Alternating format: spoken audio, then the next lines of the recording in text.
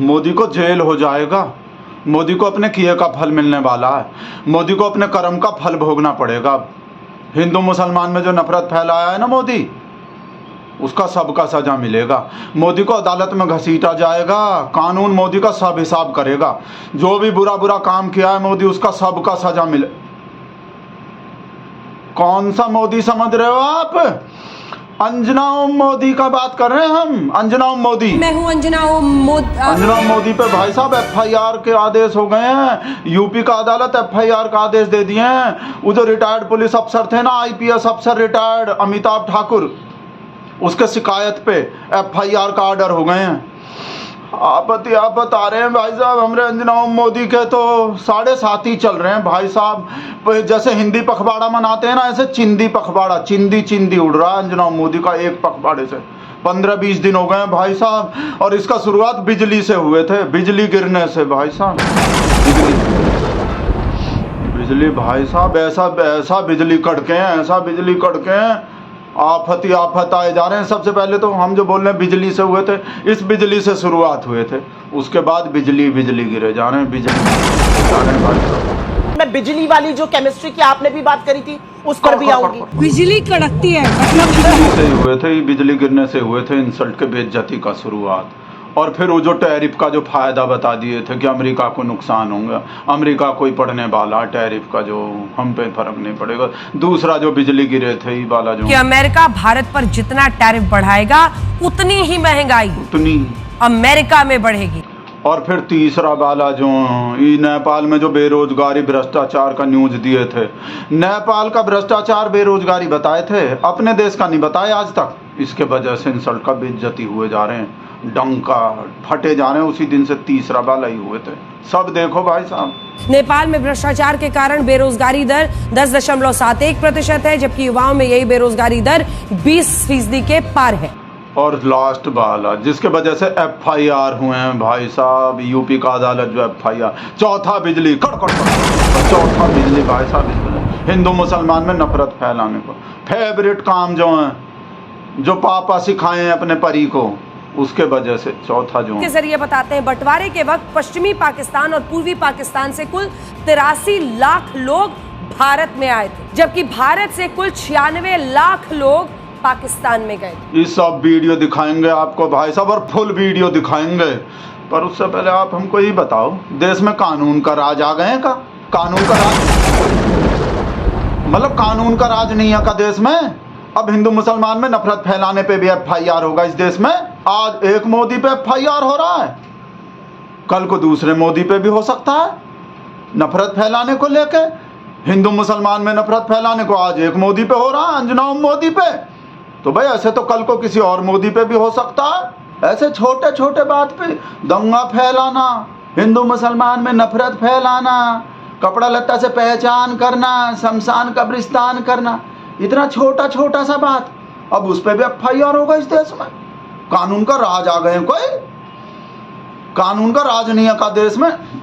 और आप हमको ही बताओ भाई, अंजना ओम मोदी तो सरकारी नीति का ही पालन कर रहे हैं, तो अब सरकारी नीति का पालन करने पे भी एफआईआर होगा है? नहीं बताओ हमको, ये कौन से किताब में लिखे हैं? कौन से किताब में लिखे हैं? देखो हम आपको गोधरा से समझाते हैं, गोधरा से उदाहरण से हम आपको उदाहरण से समझाते हैं। देखो भाई, जो देखो अगर कोई बच्चा कोई क्राइम करता है, कोई अपराध करता है, तो उसके लिए बड़ा भी तो जिम्मेदार होता है। घर के बड़े ही तो सिखाए होंगे बच्चे को। अगर कोई छोटा बच्चा है, अगर कोई गोदी का बच्चा कोई क्राइम करता है, तो उसके लिए भाई उसके घर के बड़े जिम्मेदार होते हैं। घर का जो बड़ा मेंबर है वही तो सिखाता है बच्चा लोग को सब। भाई घर के जो बड़े होते हैं वही तो सिखाते हैं बच्चा को, छोटे हैं। तो पहले उस बड़े को सजा मिलना चाहिए या छोटे बच्चा को सजा मिलना चाहिए जो उसको क्राइम करना सिखाया है? बड़ा आदमी जो घर का, जो पौपो अगर किसी बच्चे को सिखाते हैं, तो पहले पौपो को सजा मिलना चाहिए या बच्चे को सजा मिलना चाहिए? अब जो आप वेट कर रहे हो इतने देर से, अब हम आपको इंसल्ट के बेइज्जती का फुल वीडियो दिखा रहे हैं, जिसके वजह से अंजना ओम मोदी का इतना इंसल्ट का बेइज्जती हो रहा है। सबसे पहले पहला वाला बिजली गिरने वाला, जिससे इंसल्ट के बेइज्जती का शुरुआत हुआ, जिससे बिजली गिरना शुरू हुआ है। नंबर 1, अरे अंजना जी, अब मेरी बात सुनिए। हाँ। अंजना जी देखिए, दो नाव की सवारी पर तो फिर मैं बिजली वाली जो केमिस्ट्री की आपने भी बात करी थी उस पर भी आऊंगी। उस केमिस्ट्री का क्या फायदा? और थी उस समय नमस्ते, केमिस्ट्री, काम। और थी उस समय केमिस्ट्री करके कुछ नहीं होगा। जबरदस्त केमिस्ट्री है दोनों की। बिजली कड़कती है, मतलब अभी कह सकते हैं बिजली कड़कती है जब। अगला वाला इंसल्ट का बेइज्जती टैरिफ वाला, जिसमें अंजना मोदी कह रहे हैं कि टैरिफ से हमको नुकसान नहीं होगा, उल्टा अमेरिका को ही होगा। अमेरिका में महंगाई बढ़ जाएगी, अमेरिका में ये हो जाएगा, अमेरिका में वो हो जाएगा। कैसा कैसा फायदा बताए थे, टैरिफ बढ़ा तो फायदा बढ़ा। इसके वजह से ही तो सबसे ज़्यादा तो ये वीडियो ही वायरल हुए हैं। सबसे ज़्यादा तो ये वाला नंबर टू वाला देखो।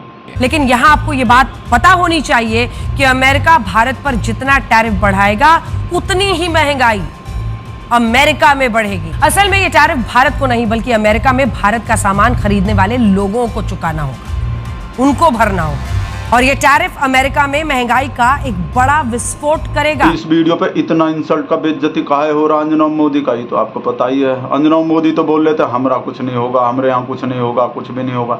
और हमारे देश में ऐसा न्यूज आ रहा है कि चौपट हो गए, ये बर्बाद हो गए, वो बर्बाद हो गए। और अंजना मोदी बोल रहे थे कि अमेरिका का ऐसी तैसी होगा, हमको तो फायदा होगा, हम तो आत्मनिर्भर बन जाएंगे टैरिफ बढ़ने से। जितना टैरिफ बढ़ेगा उतना आत्मनिर्भरता बढ़ेगा, ऐसा बोल रहे थे। इस वजह से ज़्यादा इंसल्ट का बेइज्जती हो रहा। और नेपाल वाला लेटेस्ट भाई साहब, ये दो तो पुराना हो गए, जिसमें अंजना मोदी नेपाल का भ्रष्टाचार बता रहे हैं हमको, कितना महंगाई बढ़ गए, कितना सोशल मीडिया का लत लग रहा है, का हो रहा है, देखो कितना बेरोजगारी, कितना महंगाई। अपने देश का आज तक भी नहीं बताए, जबकि हो सकता है उससे ज़्यादा ही हो। देखो तीसरे नंबर का इंसल्ट का। तो इंस्टाग्राम, यूट्यूब, हर जगह रील्स बनाने की, देखने की एक लत भी है। ये बात सही है कि इस विरोध प्रदर्शन के पीछे बड़ा कारण सोशल मीडिया ऐप्स पर लगा बैन है, लेकिन ये भी सच है कि नेपाल में सरकार ने भ्रष्टाचार को रोकने के लिए कुछ नहीं किया है। नेपाल में भ्रष्टाचार के कारण बेरोजगारी दर 10.71% है, जबकि युवाओं में यही बेरोजगारी दर 20% के पार है।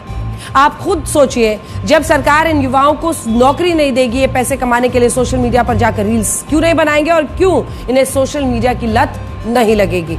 सब कुछ एक सर्कल की तरह घूम रहा है। नेपाल इकोनॉमिक फोरम स्टडी की 2020 की एक रिपोर्ट के मुताबिक 67.6% लोग मानते हैं कि नेपाल में भ्रष्टाचार और रिश्वतखोरी बहुत तेजी से बढ़ रहा है। ये नेपाल इकोनॉमिक फोरम स्टडी के एक सर्वे का डेटा है जो हम आपके सामने रख रहे हैं। पता है अंजना मोदी का इतना इंसल्ट काहे हो रहा है इस पे? पता है हमारे देश का पब्लिक कहा बोल रहा अंजना मोदी को कि अपने देश में भी देख लो, कभी हो सकता है हमारे देश का इससे भी ज़्यादा पब्लिक, जितना नेपाल का बता रहे हो ना, उतना परसेंटेज हो सकता है अपना देश का पब्लिक उससे भी ज़्यादा कुछ बोल रहा हो, पर अपने देश का न्यूज़ तो दिखाते नहीं हो। अंजना मैडम, मैं हूँ अंजना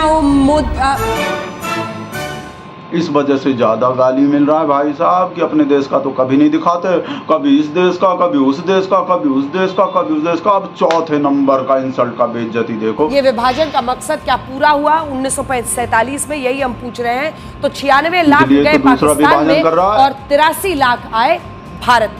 उस वक्त भारत में मुसलमानों की आबादी लगभग 4 करोड़ थी, लेकिन इसके बावजूद सिर्फ 96 लाख मुसलमान ही पाकिस्तान गए, बाकी मुसलमानों ने भारत।